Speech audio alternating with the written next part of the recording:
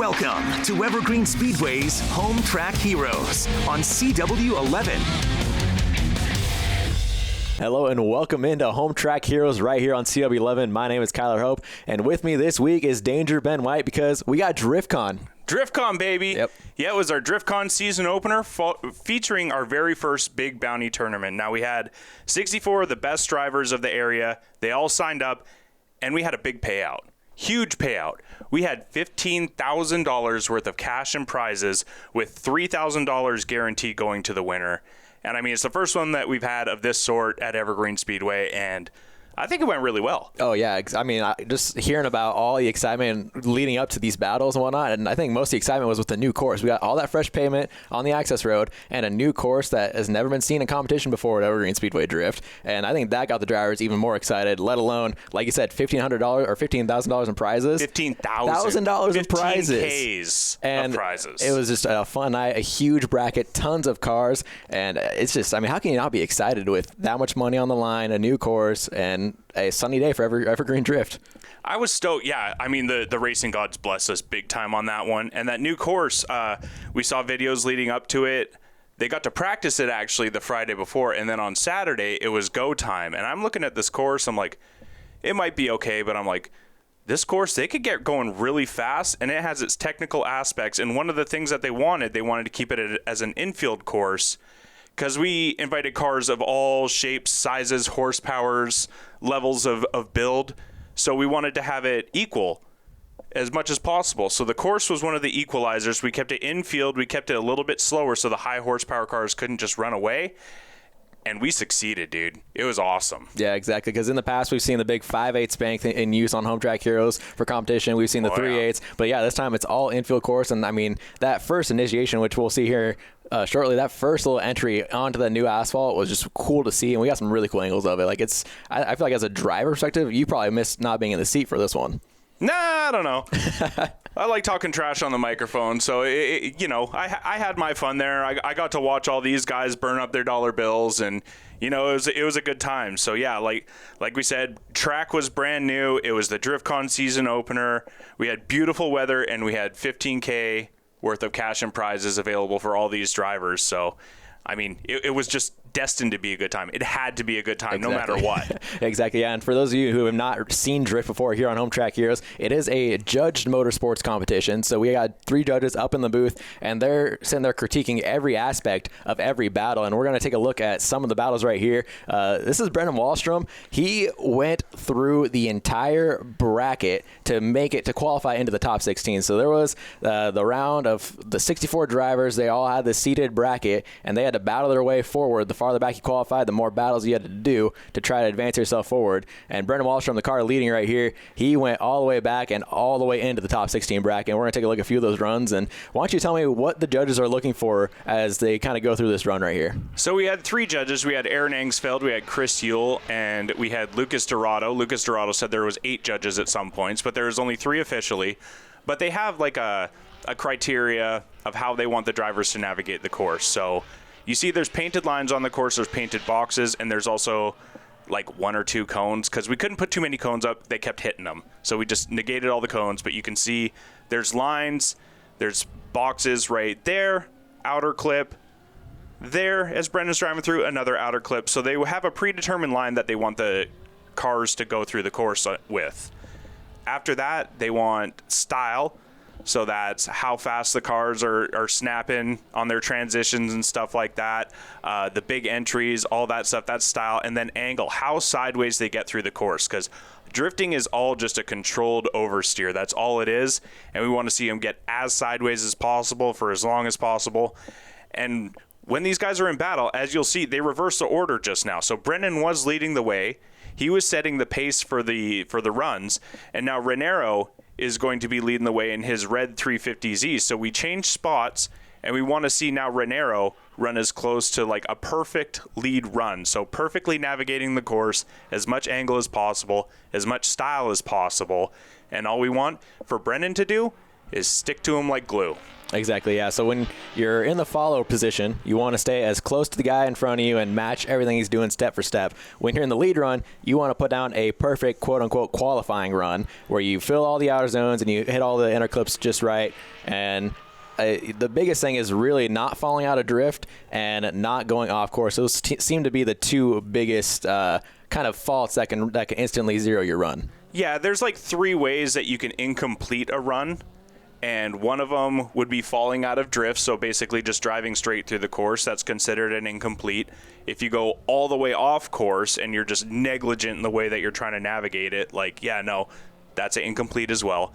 And then spinning. If you spin out, you go 2 sideways, you overdrift, that's an incomplete as well. So, I mean, as we progressed through the day, the skill level just got higher and higher, and it got more and more fun to watch. And these battles were heads up, straight up, amazing to watch. Yeah, and so for a driver like Wallstrom, so we're moving on to this next battle now here against Cole Townsend. Another issue that some of the drivers who qualified way deeper in the bracket is there's only 6 tires. So they only had a certain amount of tires to go through all day. So some of the drivers who qualified early or qualified higher up and had less battles to qualify in the top 16, they were sitting in a better position, theoretically. In theory, yeah. I see you're on the internet. You heard some people talking about the 6-tire rule. It was mostly positive, he says sarcastically. But yeah, like you said, I mean, one of the ways that they wanted to equalize the competition was they implemented this 6-tire rule. Now, they got 6 total tires for the entirety of the competition. Where they ended up on the car is, a different story. And I didn't really hear of anyone running into issues. But it made it so people making 800, 1,000 horsepower couldn't come in, put brand new tires on every run, and just walk away from everyone. So tire management was in the forefront of all these drivers' minds, but I really didn't hear it become an issue for anybody. Yeah, so we're going to jump on here with the drone. So Micros FPV and Moonman FPV on Instagram. Go ahead, check them out. Give them some love. They gave us some awesome shots all day long. And here we see Cole really filling that outside zone right there. And Wahlstrom did a pretty good job staying close in proximity. That's another term you're going to hear a lot is proximity, because you want to stay close and have a really close tandem drift all the way through the run as the follow driver. And he did a great job following Cole, because Cole put down a killer lead run right here. Sometimes we call proximity banana. That's a synonym we use, just because it's funnier that way.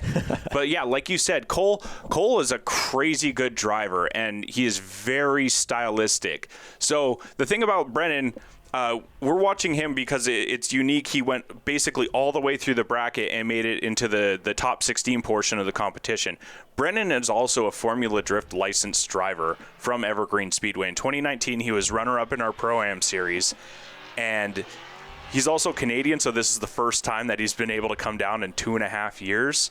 But we're so happy to see him back. And the one thing about Brennan, he's also a stunt driver in Canada. So he's able to go there and do the exact same thing every single time with the car.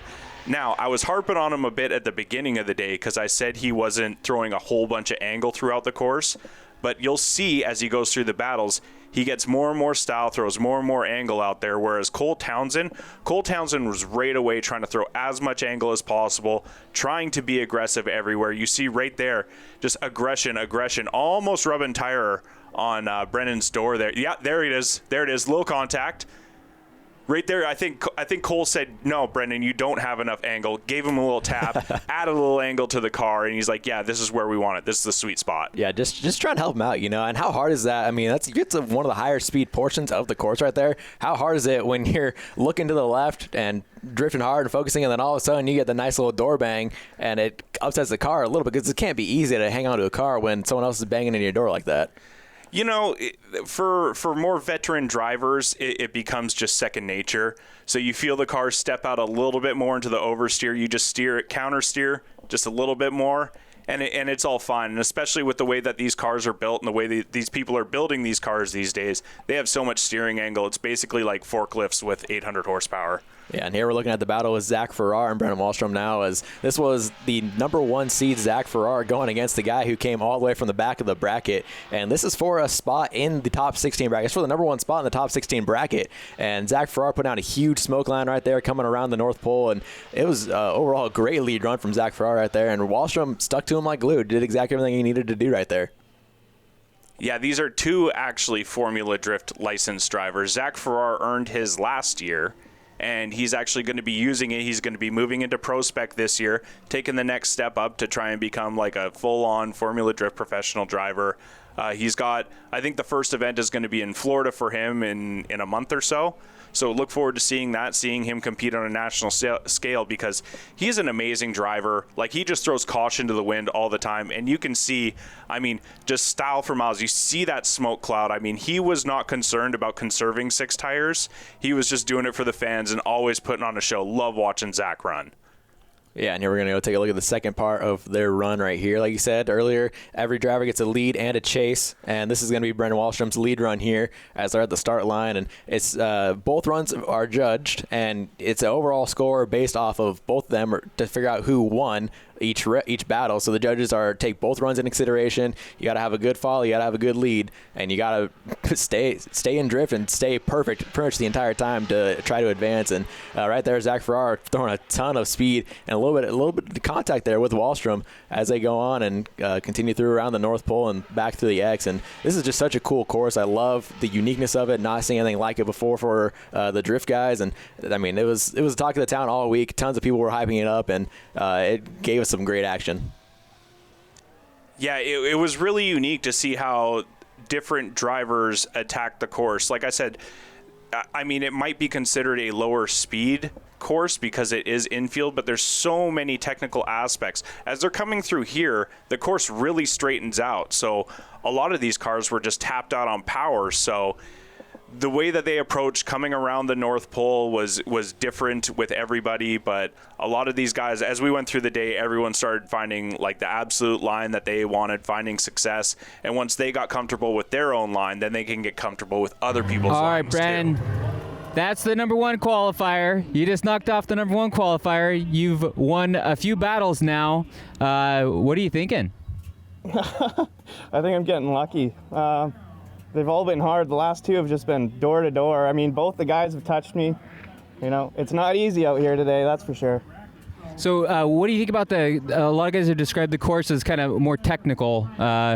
It's definitely technical. There's like acceleration zones into hard decel zones, back on the gas, back into, you're kind of decelling so you can fill that zone, and then back on the throttle, so it's technical for sure. So we're going to move on to the last battle here to try to advance their way into the top 16. We got the Spencer battle coming up right here. But it's interesting to hear what Wallstrom was saying there. I mean, it's a very technical course, like we had mentioned, and it's to try to equal out the higher horsepower cars versus the little bit lower horsepower cars. Yeah, and I mean, you heard it from someone who's a veteran of the sport who, you know, handles cars recklessly for a living, that he said it's very technical. So I feel like, you know, thanks, Brennan, for backing up my words right there. But right now, this is what our other last battle to get into the top 16. Yeah, and that's definitely not what you want to do when you're doing some drift. So not. Spencer going in a little too hard, and that Corvette's driving away a little wonky now. Yeah, just a wee bit wonky. I think Spencer Casey. So Spencer Casey is in the Ignant C6 Corvette. He said that he bent a tie rod on that little maneuver there. So as he was trying to enter, Spencer Bolt overcooked it just a little bit into him. And I think we're going to see it on a replay here and see exactly what happened to create that contact. Yeah, it wasn't a very hard hit, but it was enough of a hit to bend that tire rod, like you said, as they're coming in. And Spencer Boyd just a little too much speed in there and just kicks it over that rear end. And that's definitely not ideal when you're going on entry. So who would be at fault right there? It'd be the follow driver, Spencer Bolt, right there, because he's the one who made the contact, correct? I mean, there are instances where the lead driver can be at fault. Like if Spencer Casey in the Corvette had dumped a bunch of speed in a weird spot, but it looked like his speed was consistent. It looked like Spencer Bolt was just trying to make sure that he stayed close to Spencer Casey, because he knew that if he gave an inch to Casey, he'd take a mile. So he wanted to stay close, be aggressive there, and sometimes you just get a little bit too aggressive. We're going to go with the rear-facing camera right here, and yep, there's that contact. You can hear it, definitely. Bink. So that was a tough break there for Spencer Casey, trying to put down a lead run. Now he has to call a 10-minute timeout to go back and try to get the car fixed in time. We'll see if he's able to get back here to the line. We're going to take a quick break. We'll be back with the remainder of this battle to get into the top 16.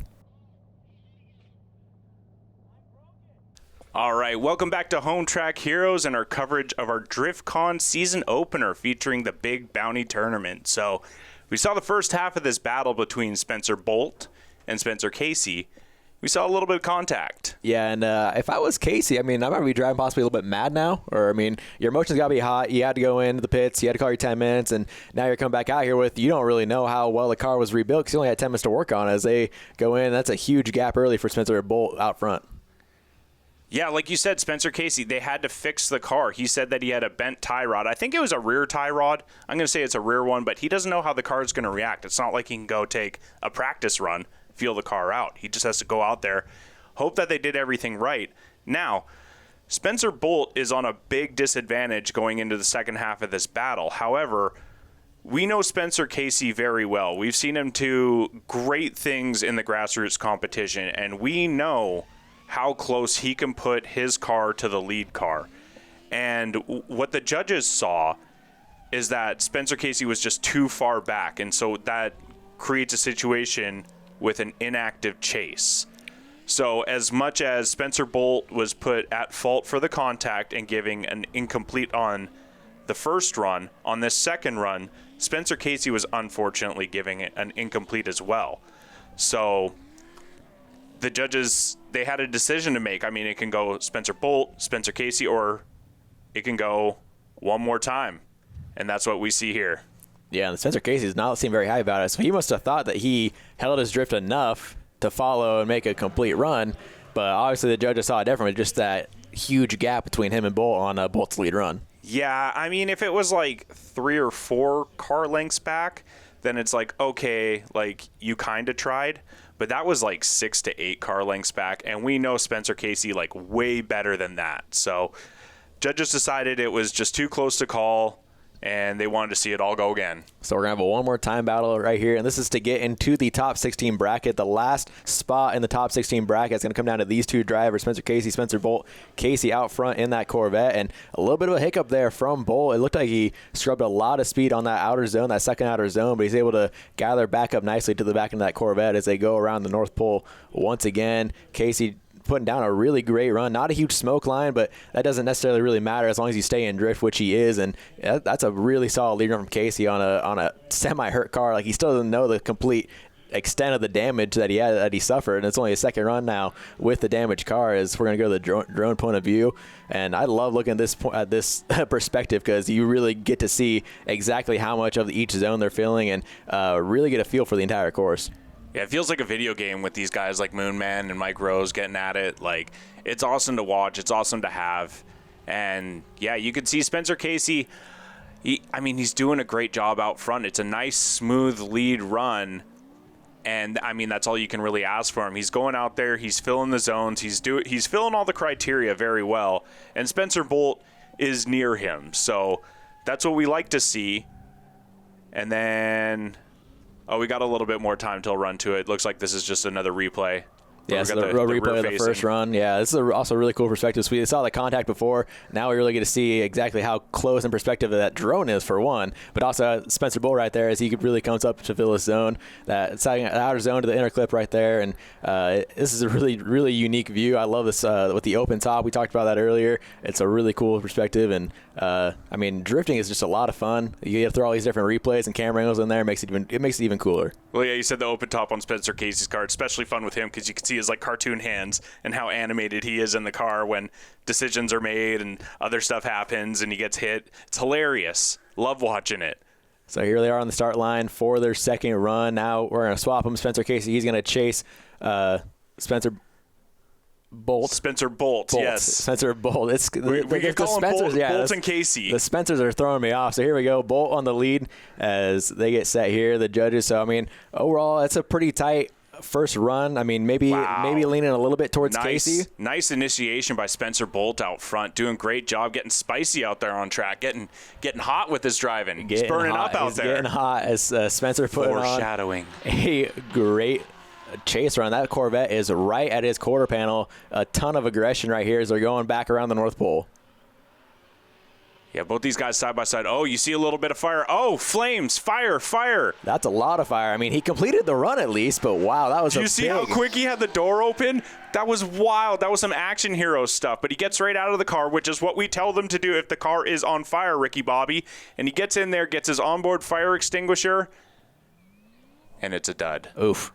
Oh, no. And the frustration right there. So, I mean, he's out of the car. He's safe at least. That is a very scary moment. His person is safe. And you see Spencer Casey's like, yo, dog, let me help. And me on the microphone, I'm like, yo, dog, let the professionals do it. And Spencer Casey goes, all right, I got you, and just pieces out. And I talked to him. I messaged him. I'm like, I hope you didn't think I was being a jerk. I know you're just trying to help. And Spencer Casey goes, yeah, I thought it was like a little fire. And then I got there, and it was really cooking. So I got the heck out of there, dude.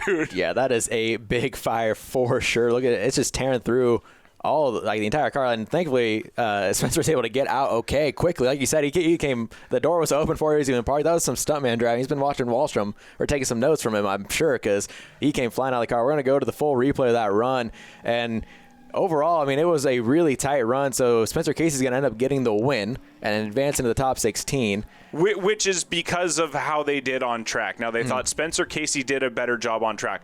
Spencer Bolt caught on fire, like, going across the finish line. He still maintained drift. He still fulfilled both runs, but the judges just decided that Spencer Casey did a better job during this whole battle. But man, what a wild thing that just went on. That was a big fire. Yeah, the last probably 150 200 feet is when he was on fire, and he is able to continue the drift and then park it right there right after the finish line. So he did have a complete run, so it wasn't because of an incomplete. It was just based off of the chase run and the lead run.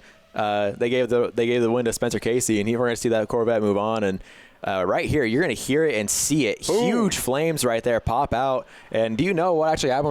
Were you able to talk to him and figure out what actually went wrong here? Yeah, I talked to Mr. Bolt, made sure that he was good physically, emotionally. He's upset, and he said that a bolt for his fuel rail came loose, so the injectors pushed themselves out and actually just sprayed fuel everywhere. So they found something that was hot, caught fire, and you see the result of that. Yeah, so tough way to end the day. So we're going to bring it back up here to the booth as we have the top 16 now set as we get set for the big bounty tournament. And it's been no short of excitement. I mean, right there, the final battle to get in, and it's literally flames to try to advance your way through. And we're going to take a look here at the top 16 bracket and kind of break it down. What battles are you excited for here in the round of 16, and what possible matchups are you going to be looking forward to? Can I just say all of them? All of them? Because all of them. All these names. And so, some of the names, because I was there, and so, I know now, so I didn't know the name Junior Chun before.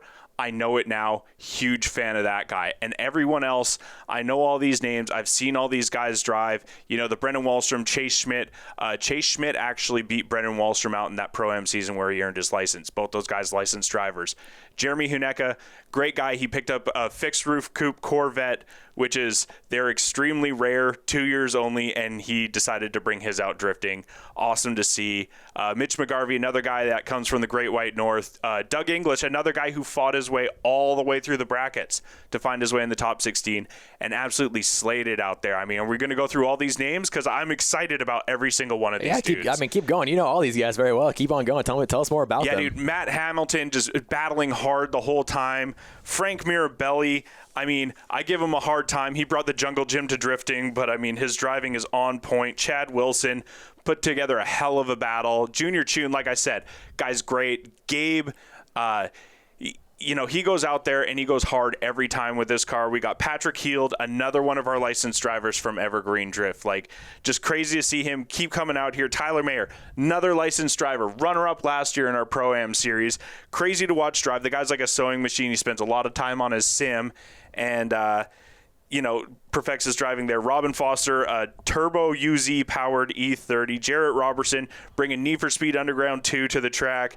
Spencer Casey, we just saw him throw down and going against Tauren Davenport, two of the most exciting drivers on track. But right now, we got Brennan Wahlstrom leading the way going against Chase Schmidt. Exactly. So first battle of the top 16, and right here, Wahlstrom, we already seen a lot of him because we watched his entire battles all the way up through the brackets to the top 16. And great battle here early on. Wallstrom hitting all the marks, hitting all the zones perfectly, and it's just a solid lead run. And he's pulling away from the BMW just a little bit through the end of this course, and just that maybe a little bit more experience since he's had so many runs so far on this course. Maybe a little bit. Chase Schmidt, this is not his pro level car. This is his practice car. So he might be, a little bit hurting in the horsepower realm. So you see that there is a little bit of a discrepancy between something that is a higher horsepower car versus a lower horsepower car. But I mean, these drivers, it's a replay of 2019. All they did was go head to head. They finished 1-2 in our Pro-Am series. And it just makes me so happy to see these guys back on track together, driving together in competition. And like I said, I was giving Brennan a really hard time about not throwing angle at the beginning of the day, but throughout the rest of the day, he was absolutely throwing angle. Exactly, yeah. So this segment is brought to you by Busch Beer. Busch Beer is the official beer of NASCAR and Evergreen Speedway. Busch Beer, the sound of refreshment, crisp and cold as a mountain stream. Keep your fridge happy by stocking it with Busch and Busch Light. As we move on to the second half of this run here between Brennan Wallstrom and Chase Schmidt. And let's see how much proximity Wallstrom's able to keep. Because I think that was probably the biggest factor in the first run was Schmidt. I mean, he hit all the marks perfectly, but he was just so much further back from Wallstrom. And, Chase falling out of drift right there. Yeah, that's what we're talking about when you're driving straight a little bit. That's a big hiccup for Chase Schmidt out front. But Brennan Wallstrom, I mean, you can see his car control. He was able to slow down the car, maintain drift, and wait for Chase Schmidt to okay, are we going to drift again or not? And then it was, but I think the damage was done there. Exactly, yeah. So the first run with Wahlstrom leading was really good on both ends. Probably was leaning a little more towards Wahlstrom, but I think that one overcorrection we saw from Chase when he kind of started power here on this inner clip and fell out of drift is what is going to be the big deciding factor right there. You see it, and so that essentially makes it an incomplete run. So it should hand the win over to Wahlstrom, but we'll let the judges make that decision here as we get ready to throw it down to Derek Hobbs with the interviews. And he'll catch up with our winner here as we continue to see through the end of the run. And after that one mistake, they finished the run out pretty well. Let's throw it down to Derek. Brennan, 4 straight, man. 4 straight coming from the first round all the way here. How you feeling? I'm feeling pretty good. I'm going to try and keep this momentum going, but it's getting tougher and tougher. So I think you had mentioned earlier about you were worried about tires a little bit, right? So how you feeling now? I'm feeling pretty good now. On the first battle, I guess it was the second battle, that car was really fast, and these tires aren't that super fast tires like I would run on my other car, but it's doing just fine. All right, great to hear. All right, moving on. And moving on to the next battle in the top 16, and tell us a little bit more about these two drivers right here. Yeah, Jeremy Hunecka. I don't know if that's how you say his last name, but I wasn't going to ask him to spell it out for me phonetically because he got mad at me for it, so I'm just going to butcher it completely from here on out. Jeremy, we drove together a lot when I was driving Pro-Am. He had a S14. He was building a BMW, but the ease of making these Corvettes drift, it's so simple now. Everyone makes parts for him, and he's just like, yeah, let's just get in. It's already got God's drivetrain in it, so might as well. Jeremy's leading the way, and Mitch Mcgarvey, he's actually another one of our Canadians who is here at the Big Bounty tournament. We had 3. He's the second of 3, and you see him in his stock Z back there. Fell out of drift a little bit. It's going to weigh against him as the judges go to make their decision, but you see Jeremy throwing that Corvette around, making it happen out there, filling all the criteria for the judges.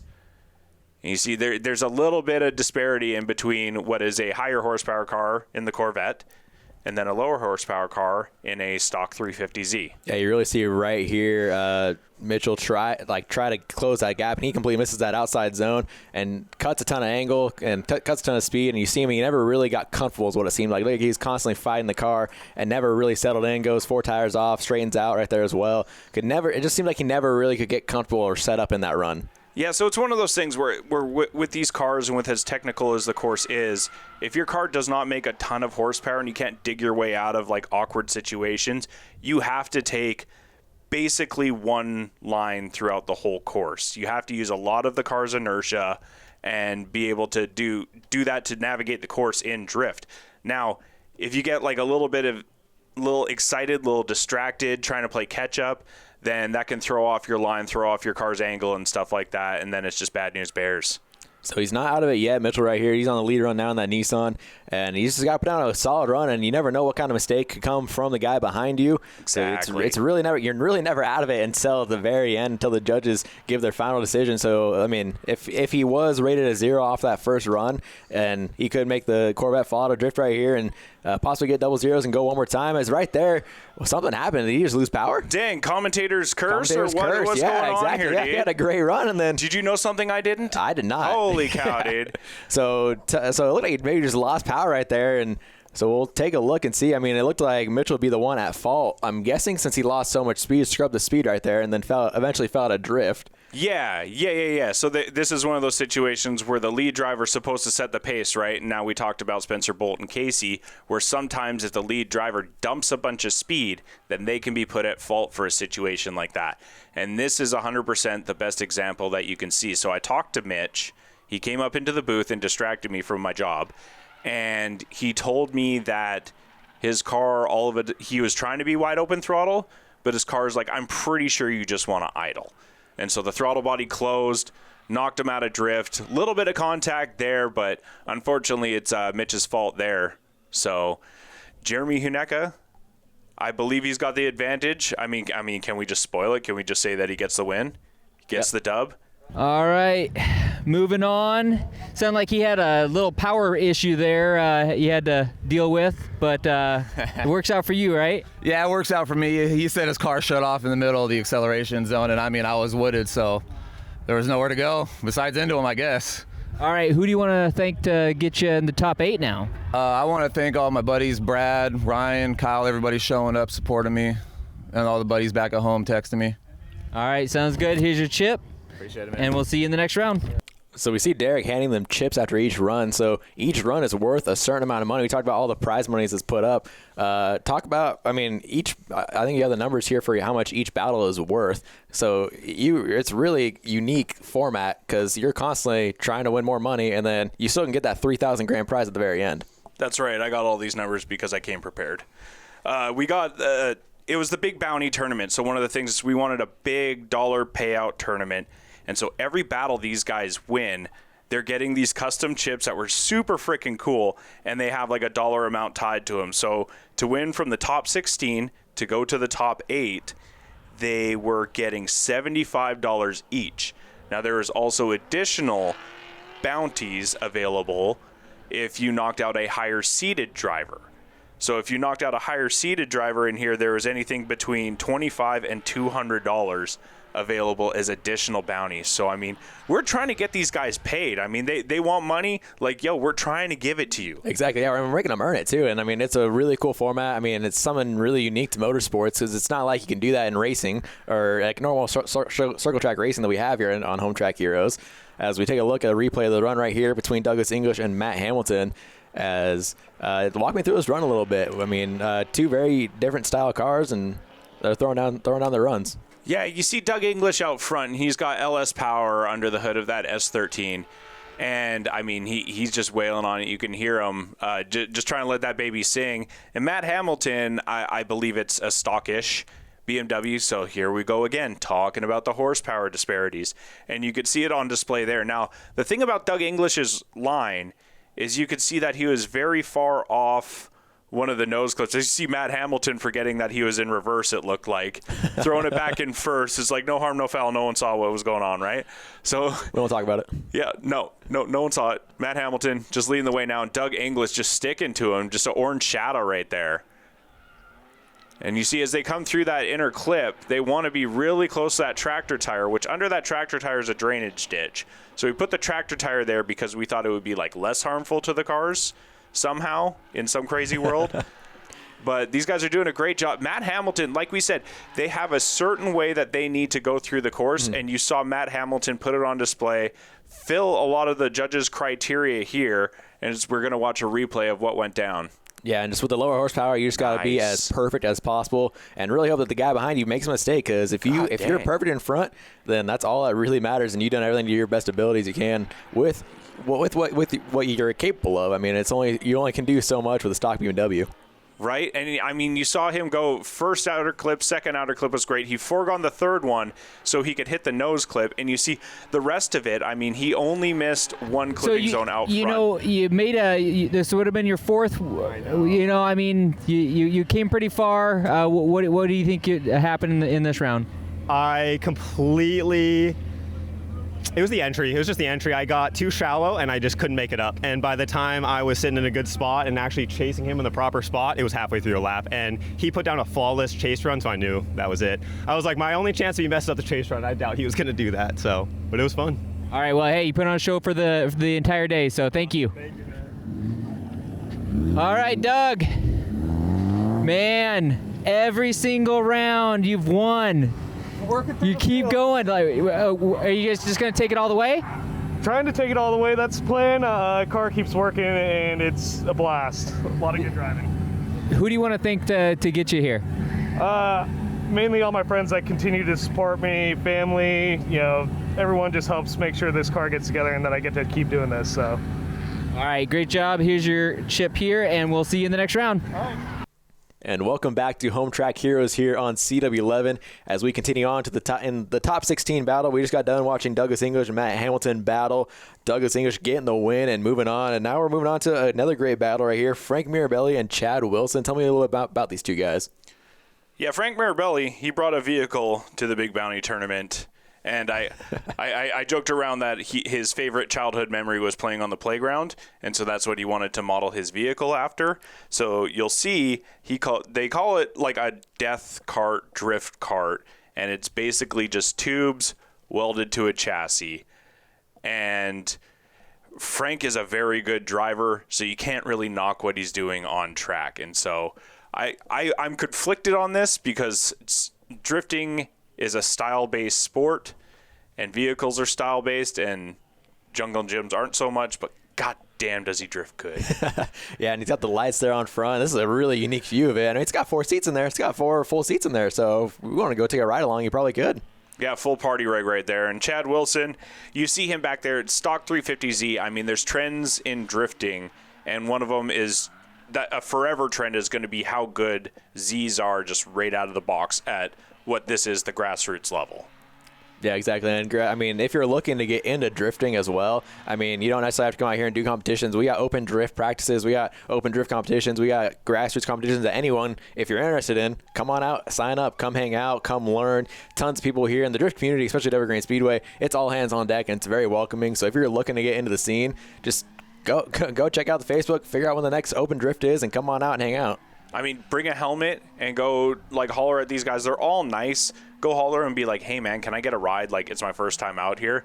Everyone loves to give someone their first ride. And, I mean, this is the craziest roller coaster that you'll ever be on. There's no tracks. It seems like it's chaos, but it's so smooth inside the cars and so much fun. Exactly, yeah. So, I mean, hey, if you're sitting at home and you want to get involved, go check out Evergreen Drift on Facebook, evergreenspeedway.com, and just, hey, come out, hang out, get involved. It's a ton of fun as we're going to go on to the second half of this battle. Mirabelli put down a solid lead run, and Chad Wilson, he was right there the entire time. So it's been so far pretty equal, I'd say, after that first run. That's why they continue on with Chad Wilson's lead run. Yeah, just two very different looking vehicles, but I mean, both these guys, the way they navigate through the course is amazing, doing a great job. And I mean, Chad out front putting down such a good lead line, and you can't have a good chase without a great lead. Chad's given that great lead. Frank's doing a great chase. It's awesome to see. Yeah, wow, that was a great picture-perfect run right there by both the drivers. Like you said, you can't have a good follow run if you don't have a good lead run. That was a great lead run right there by Chad Wilson.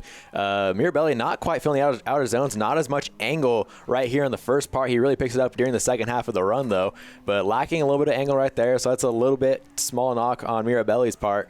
I mean, that's essentially about as perfect of a lead run as you can get, hitting all the marks, getting all the zones, filling all the zones. So, I mean, that's a tough decision. I would not want to be the judge's shoes right now. I mean, Frank's vehicle, like, it feels like you bought, like, those X-ray specs from the cereal box, and you could see just everything through his car and everything that's going on, him just sawing at the wheel, all that stuff. But as you see, it was too close for the judges to call. They're going to go again one more time, and I don't blame them. I mean, honestly, as far as the driving skill portrayed on track right here, I could watch this all night. Exactly, yeah. Like we mentioned, I would not want to be in the judge's shoes for that, and that was, more drifting drifting. Why not? Fans love it.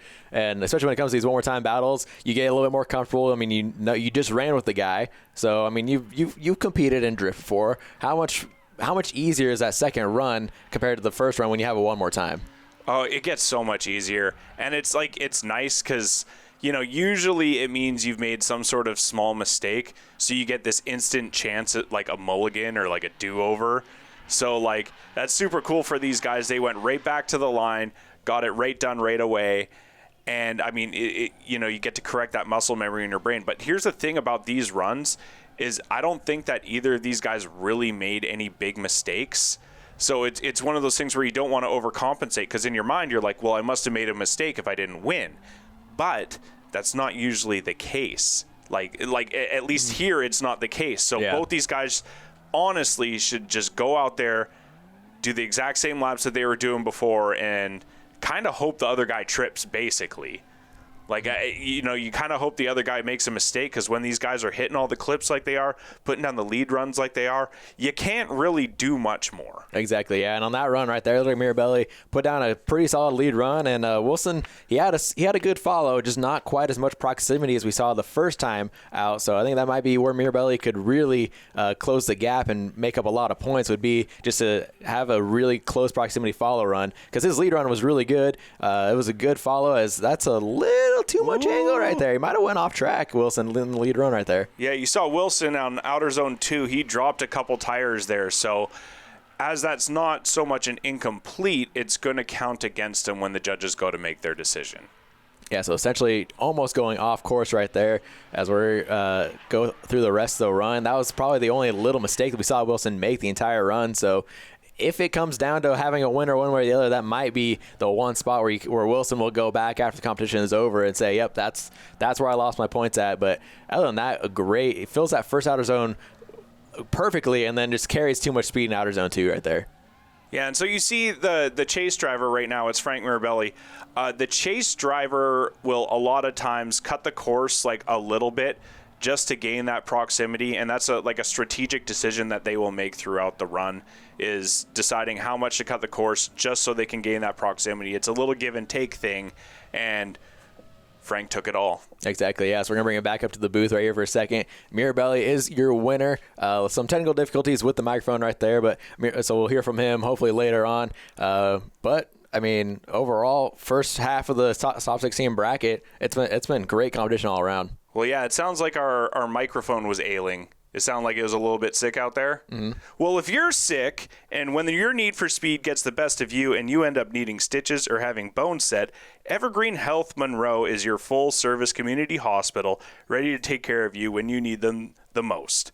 Go check out Evergreen Health Monroe if you're hurt, sick, or ailing. Yeah, if you're not working like our microphone, then yeah, go check them out. Exactly, yeah. So moving on to the right half of the bracket right here, and tell me about these two drivers. I mean, there was a few guys that maybe you didn't necessarily know as well coming into the Big Bounty tournament, and I think one of these drivers is one of them right here, right? Yeah, so I've seen Gabe Niederle drive quite a bit, mostly on the interwebs, and he does cool stuff, does great drifting, good proximity, aggressive driver.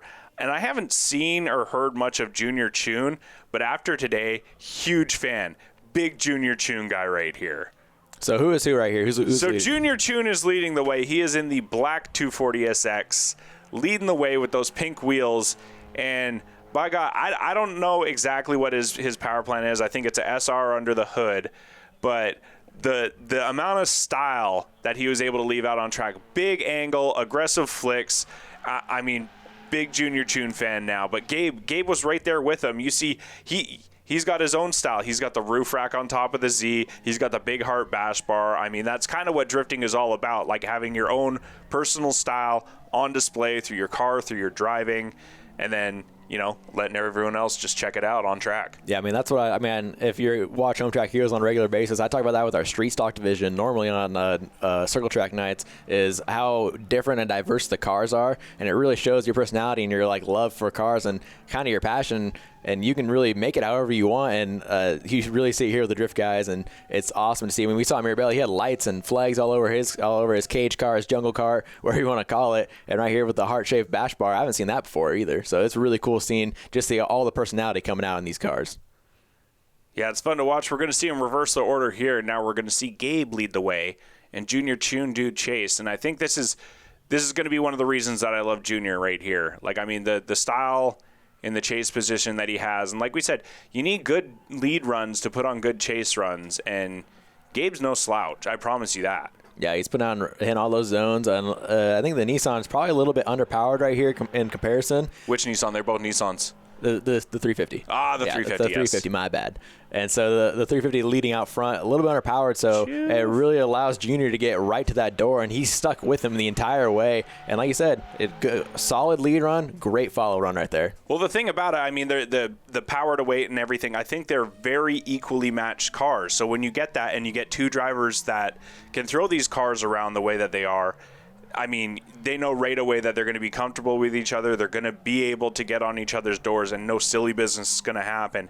And you get battles like this. Junior just applying the pressure right to Gabe's door. And, I mean, it was so much fun to watch. I was going crazy in the booth. Man, I couldn't put two words together. Yeah, getting really close proximity right there is Junior. Yep. As this is an absolute great follow run as we're going to throw it down to Derek with the interview.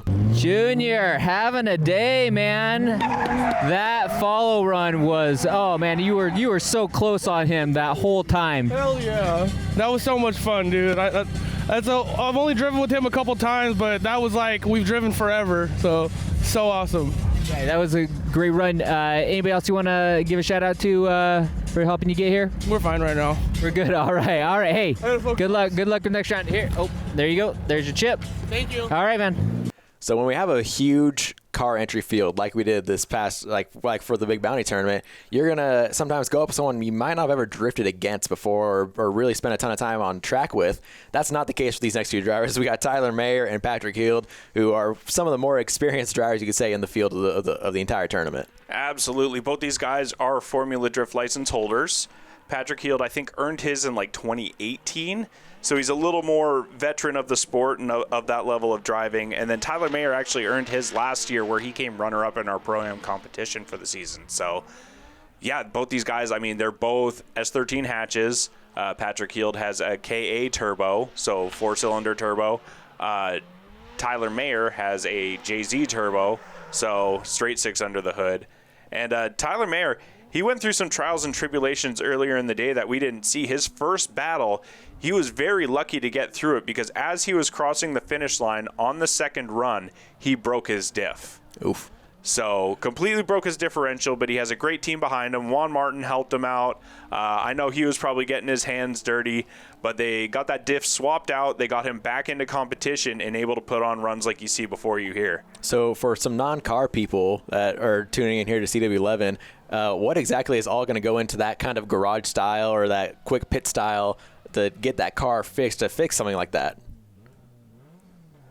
Lots of determination. Lots of determination. Blood, sweat, and determination. Yeah, so these cars, like one of the reasons that the 240SX, the S chassis, is so popular is because of how modular it is and how easy it is to work on. So now these have independent rear suspension. It's not like changing out a whole straight axle. So his differential, just the pumpkin broke. So they were able to drop that. I think it's 4 bolts to drop the diff. There's 6 bolts in each axle. So you drop that all out, just throw another one back in, get them back on track. So I've seen it done in as quick as 5 minutes. I've done it in as quick as 10 minutes. And, you know, that it sounds like a significant break. It's not super significant, but it is still like a testament to how hard these guys work to stay out on track and the perseverance to keep Tyler on track so he can do battle and take it to guys like Patrick Heald right here. Yeah, so we're going to go right here in the second half of their battle. Now Mayer up front leading is a little bit not as close in proximity as Patrick through the first portion right here. We'll see if he's able to close that in the second half, and he does right there on the inner clip. Is like you said, these cars pretty equal in power as they're going through this out of the course. So really it's just going to come down to just driver versus driver through the rest of the course. Yeah, and Tyler Mayer out front, he spends a lot of time on his simulator, so he gets that free drive time, and it absolutely translates on track. And, I mean, I've harped on it a whole lot with him, but he is one of those perfect examples. You almost see contact right there on initiation as Tyler tries to wag the tail as he goes to initiate, but Patrick Heald just keeps right close to him. and tries to apply the pressure throughout the track and does a good job. You see a bunch of left foot brake trying to slow the car down while keeping them tires spinning. As it goes through the more technical parts on the North Pole here, both these guys, man, so close on those nose clips. Getting deep into those outer zones, both those guys. That's nuts. In the follow position, Patrick Heald filling those outer zones like that is a great job and shows you why he's gotten to the level that he has in drifting. Yeah, we'll jump on board with him right here as they kind of go in. Yeah, you see him get almost was looking to the right and then almost ran right into Tyler as Tyler came down on track. But I think right here, just not really filling these two outer zones is what's really going to come down to possibly hurting Patrick. But the rest of the run from right here on, he kicked it up to 110, was right at his door. And like you said, just put on a killer show for all the fans that are right here and just pretty much just glued to Tyler's door the rest of the run. And we'll see what the judges decide. I think that just that little part is the only thing I saw that might possibly hurt Patrick, but we'll see what the judges think. We'll throw it down to Derek Hobbs with the interviews.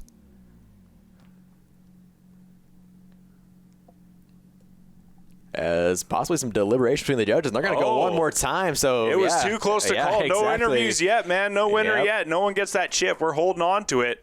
And I guess we're going to have to wait to find out who the winner of this battle is through one more time right after these messages.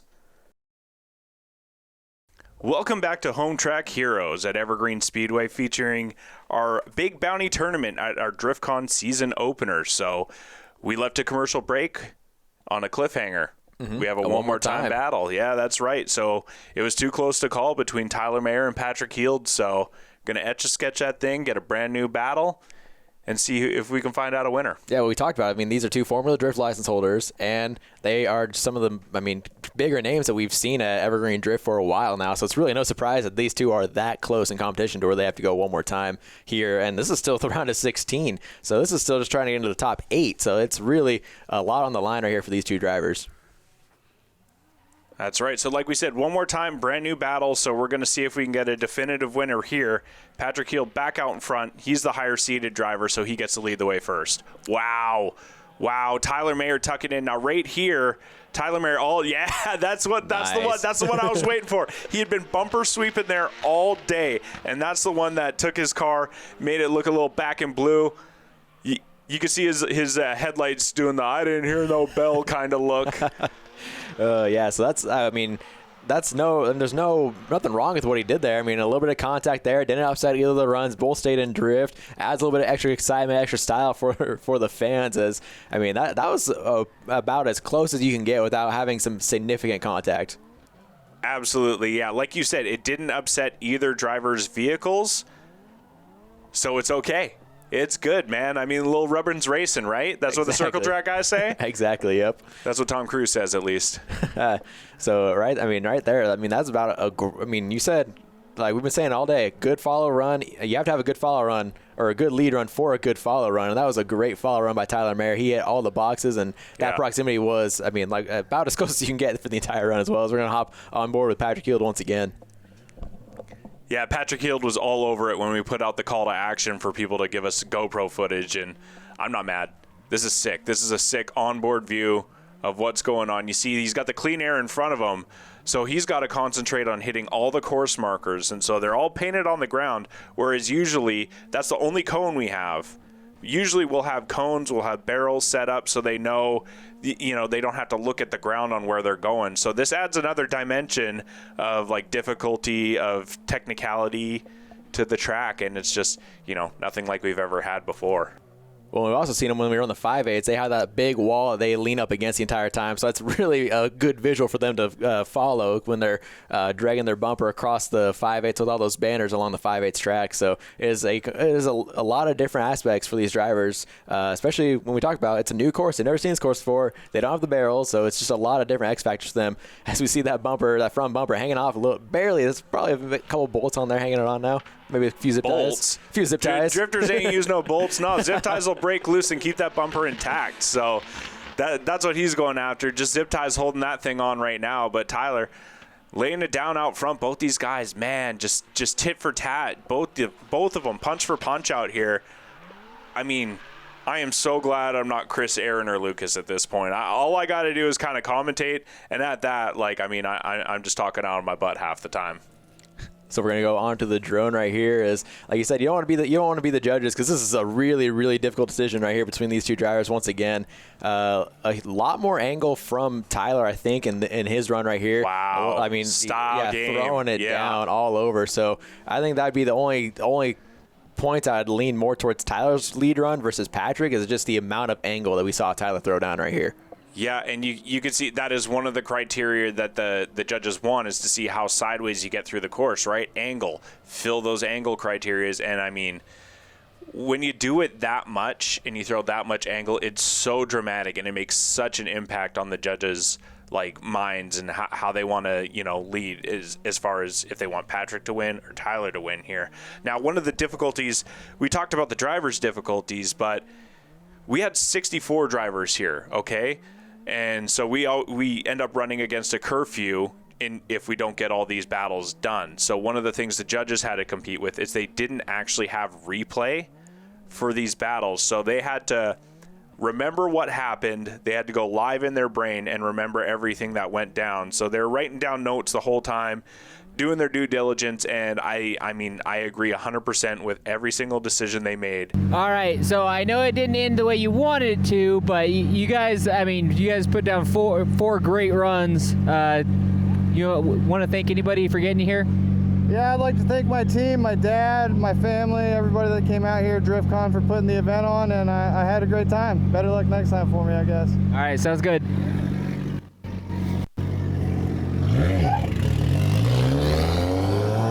All right, so you're going against. I would say you guys are two more well-known drivers here in the Evergreen scene.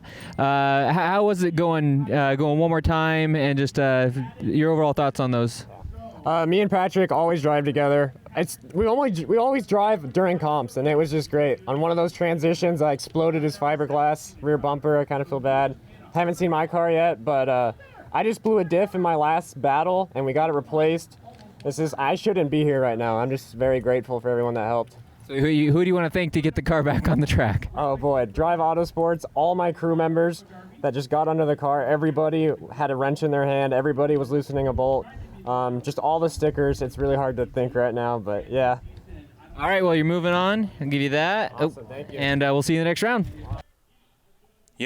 Drifting is a great outlet for a lot of these drivers, and you can see they're hungry out there. Yeah, you know what else is a great outlet? Monroe Grocery Outlet, and they are the sponsor of this segment. Monroe Grocery Outlet is your locally owned neighborhood grocery store. They offer name brand products, fresh produce, organics, wine, and more at 40 to 70% less than traditional grocery stores. Shop them first and save. Monroe Grocery Outlet is a proud sponsor of our Superstock Figure 8 division. As we get set for our next battle, as we close in towards the end of this top 16, we got Robin Foster and Jarrett Robertson about to go to battle. Yeah, Robin Foster, I didn't know much about him. Just saw that it was an E30 from my booth, and I couldn't see exactly what the power plant is. I'm to understand it is a Turbo 1UZ, so that's a 4-liter V8 out of a Lexus. So pretty unique setup in the engine bay. I was going to say under the hood. It's in the engine bay of that E30. Yeah, no hood there. Yep, no hood. Yeah. And so he's out leading the way. He's the higher seated driver, so he gets to lead the way first. And following him is Jarrett Robertson. Jarrett's a veteran of evergreen drift, of drifting in general in the Pacific Northwest. And if that car looks familiar to you, it's because it was modeled after one of the hero cars from Need for Speed Underground 2, the 350Z that shows up on one of the main loading screens. That one right there. So if you look at that and faintly hear Snoop Dogg Riders on the Storm in your brain, you're not alone because everyone does it. Yeah, so right here we see Jarrett. He's not really filling those outside zones as much as cutting the line. And then right there we see Robin. He didn't really get in on that inner zone, so a few mistakes from both drivers in this first run. But yeah, Jarrett at the beginning didn't really fill those outer zones at all, so that's gonna be some big marks on him. As we see the rest of the run, Robin, he put out a fairly clean lead run all the way through. That was fun to watch. It was decent. It was a decent, lead run. It was something to follow. There were opportunities for Jarrett to catch up when Robin was offline, and Jarrett took advantage of those opportunities, so absolutely did what he should do in the chase. Now let's see what he does in the lead position. So going in on this entry off the 3/8 into the infield, and he's really feeling the outside zones now. So we didn't see him do it as much in the chase run, but the follow run, he's doing it great. And some awesome proximity right there from Robin Foster as he's right to the door. Awesome transitions through the first half of this run. Yeah, great job by him. I mean, Jarrett doing a great job at filling all those zones, and Robin Foster just trying to stick to him like glue and doing an amazing job of it. Matching angle, nice mimic transition there, and both these guys crossing the finish line basically side by side. As we're going to go up to the drone. And like we mentioned, check these guys out on Instagram. Show them some love. Moonman FPV and Mike Rose FPV, as they've been providing these awesome shots for you guys all night long. As just huge angle right there. Filling those outside zones perfectly is Jared. I mean, not a ton of angle, but he's doing it with good speed and good style all the way through. As, I mean, he's filling all those zones about as perfect as you can. Yeah, it's fun to watch. You see Robin Foster, he's cutting the line a lot there, but it's to gain that proximity to that lead car. So, you know, it was a conscious decision on his part and a strategic decision, and let's see if it pays off. All right, Jarrett. Good run. You know, what do you think pushed you through on that Honestly, battle? All I did was hit the clipping points as good as I can. I know my car's slower, a lot slower than Turbo V8, so I knew I can just throw angle, hit my clipping points, make it look good, and it worked. Who do you want to thank to get you to the track today? My friend Brad and my roommate Ben. They were my pit crew today, and they've been supporting me all day. So, all right, congratulations. Yep. So it's really interesting to hear him there talk about he knows he's underpowered and he's still able to move on. I mean, he's in the top 8 with one of the underpowered cars, and that was the goal of this course setup, was to make it an equal playing field for all drivers, all cars, all makes, and all power plants. Yeah, I mean, there's, you know, a little bit of strategy that takes into place when you're a lower powered driver, and Jarrett Robertson, I mean, he's got so much seat time in those cars that he knew exactly what he had to do, and you heard him, he just hit all the clipping points. So now this is our last battle of the top 16 right here. We got Spencer Casey in that C6 Corvette out front with Tauren Davenport in a V8 powered S13 going to do chase right here. Yeah, and both these cars got some awesome looking liveries as Casey's going way wide on that inside zone. So that cone and those 3 marked lines on the ground right there, that was the inner clipping point that you want to be nosed up to. It's not an outer zone you're trying to fill. You want to be nosed in on that. And Spencer was way wide on that, so that could possibly hurt him. Other than that, though, that was an awesome lead run. He had good angle and good speed through the entirety of it. But just that one inner zone is, I think, where I'd mark him down a little bit. Yeah, we'll see as it goes through. But one of the things about Spencer Casey is his car mannerisms are very predictable. So you're not seeing him twitch all over the place. He's very smooth with the throttle, and that gives Tauren Davenport the comfort to be able to get next to his door. Now you see, we mentioned that inner clipping point. It's one of 2 that we have, and he is way off. So he should be right next to that tractor tire, nosing past that cone as he goes by, and absolutely wasn't. But you see Tauren here trying to leave some tire tread on the door of that Corvette. Yeah, it looked like he might have got a little bit of contact there. I mean, that's about as close as proximity as you get. Yeah, and that's awesome. And the fans obviously love it. Be sure to come out to any of these drift events too, because seeing them in person, hearing it, smelling it. I mean, who doesn't love the smell of burning rubber? I mean, come on. How do you not want to come out and enjoy that? No, it's the dumbest thing you could do in your car. You're doing a burnout at 60, and you're trying to get as close as you can to another car. It's ridiculous, but it's so much fun. So now reversing the order, Tauren's leading the way. Both these guys are willing to just be reckless on track, throw caution to the wind, and that's what makes it fun. But oh no, Spencer Casey getting a little too reckless there. Falling out of spinning ain't winning, buddy. Exactly, yeah. You saw him throw his hands up. You talked about how he doesn't have the top on there, and he gets to throw his hands out. And he just drives off course. He wasn't even going to try to catch back up and finish the run. Yeah, he knows better. Exit stage left. Exactly, yeah. So we'll hop onto the drone replay. As Tauren, he put down a clean run. It looked like he followed all the way through. I don't think he scrubbed a ton of speed right here, so we'll have to keep an eye on that. That'd be the only thing that could possibly hand the win over to Spencer Casey, is if he essentially stopped and scrubbed a ton of speed, causing Spencer to spin out. But it didn't look that way when we watched it live. Yeah, so I'm not exactly sure what happened there, because it didn't look like Spencer Casey poured on a lot of angle. I know after this event he was complaining. He said he wanted to get a different angle kit on the front of the car, so maybe that's what hurt him right there, and he's got the drive to try and make himself and his car better. All right, Tauren. sometimes it's better to be lucky than good. You know, the other guy spins out and you get to go through. Yeah, I still think my chase run had that one for sure, but Spencer's a really good friend of mine, and we're both chase drivers. We don't lead, but it is what it is, and I love him. I love you, Spencer. I'm excited, so grade 8. All right, we're going to see you in the next round. You get 2 chips, you got bonus chip in there. Oh, you're good to go, you're good to go. And welcome back to Home Track Heroes right here on CW11 Driftcon Big Bounty Tournament. We're into the top 8 now. Kyler Hope, Danger, Ben White up here in the booth with you guys, and it's been fun so far. And we're getting down to the nitty gritty. These guys, it's been a long day at the track. It's been, they were here the day before testing. They've had a long 64 car bracket to get through, and now we're down to the top 8. And we got some great drivers and some great battles coming up right here. Yeah, we've whittled it down to 8, and throughout the day, it progressively gets better as far as the skill level goes, right? That's naturally what happens. Higher skill guys win out more, go further rounds, and that's what we see here. So we have 8 of the best drivers from Saturday, and we're going to see what they do and who gets on this podium for that $3,000 first place prize. Yeah, moving on to this battle, the first one of the top 8, we got Brennan, Wallstrom, and Jeremy Henika going to battle. And we've watched Wallstrom all day. He's gone through more battles than almost anyone else, so he should be feeling pretty comfortable. But he also might be starting to get a little bit fatigued at this point. It's a long day at the track. It's hot. It was a warm day for April out here, and he's got to be getting worn out eventually, you'd think, right? Oh, it was a great day for April. It had rained all except for race days, and so we got super lucky.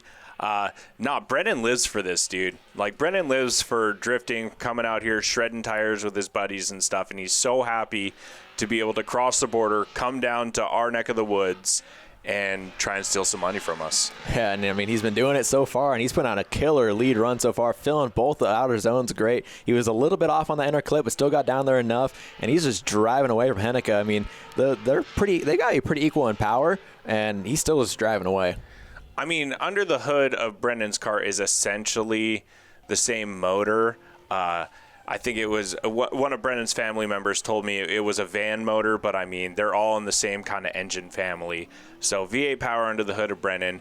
You could see, he's just doing the same thing over and over again on his lead run. And that's one of the reasons he was so successful when we ran our Pro-Am series, is because his consistency, it's always there, does the same thing every time, and he's filling all the judges' criteria, doing a great job here. Yeah, and he carried very good and consistent speed, because staying consistent is definitely a factor into it, and he did that very well. It looked like Jeremy just could never really get comfortable. It looked like that first initiation off the 3/8 bank into the infield, you just kind of missed it, a little bit of a misstep there, and then was just behind that entire chase run. Yeah, just playing catch up the whole run. So let's see if he can turn around here, put down a hell of a lead run, and maybe make Brennan get out of his comfort zone, maybe throw a bunch of angle into zones, maybe go a little bit faster, throw some big flicks out there, and maybe catch Brennan off guard. Exactly, yeah. Because he didn't have necessarily an incomplete run, so he still could come out here and win this in the chase, or in the lead run, filling that first outer zone, ton of angle, good speed right there off the bank, and look who's right there, glued to his door. Brennan is right there, and he's staying very consistent, a little bit wide on that inner clip, but still filling all zones, staying in drift, and going really wide right there on this next inner zone. Yeah, it looks like he just not like those inner clips. Jeremy does not want to be close to those inner clips. I think they have personal problems, but that's unfortunate. That's one of those things that it's one of the main criteria, and it's one of the easiest to see is if you are in the zones or you are outside of the zones. And he was very much off those inner clips, which also leaves the door open for Brennan to be able to get closer while not having to cut the course or anything. Exactly, yeah, and you can see Brennan was right there for almost the entire run to that door. A little bit of the hiccup there on that inner zone, but he was able to close in that gap. He did a great job. I think just that chase run from Jeremy is the only place where he can really knock a ton of points off, because he never really got that proximity after the initial start of the run. Okay. So, are we really talking going from the bottom to the top in this competition? I guess so. I don't know. I've done this before, but I don't like doing it. The idea is to qualify high so you don't have to do so many hard battles, but I've been working my butt off out here. Hey, it's working. Sometimes that's, you're getting more time. It's a new track, maybe it plays your to your side a little bit. Yeah, for sure. All right, here's your another chip, and we will see you in the next round. Man, that's tough for Jeremy though, because I mean he had a great day going as well. I mean it's just got to hurt a little bit, you know. It's got to be a little bit painful. You know, sometimes I hurt a little bit and feel a little bit of pain. I like a natural remedy, and so I'll swing by PRCBD. Swing by PRCBD in Arlington for all your CBD questions or needs. For people, pets, and more, go to prcbd.com and use promo code RACE. Yeah, they're the proud sponsor of this segment here as we get ready for the next battle in the top 8. We got Douglas English and Frank Mirabelli, and Douglas out front. He's leading the run, and he's filling up those outer zones and everything he can, and he's got Mirabelli in the jungle cart right on his tail, and he's we've seen that the last few runs. Everyone's been missing that first inner zone by quite a lot. Yeah, and right now, Frank Mirabelli, he's not so much a factor in the chase position. We've seen him a lot closer throughout the day, and Doug English is kind of running away from him. So what I'd like to do is take a look at this drone footage and see exactly what happened, because one of the things is that one of the reasons why the judges have a predetermined line through the course is so you use the whole course, and so you fill all these zones and give the chase driver an opportunity to put down that close proximity chase. Now, when Doug English doesn't get out to all these zones, which he's near them, but he's still kind of straight lining through the course.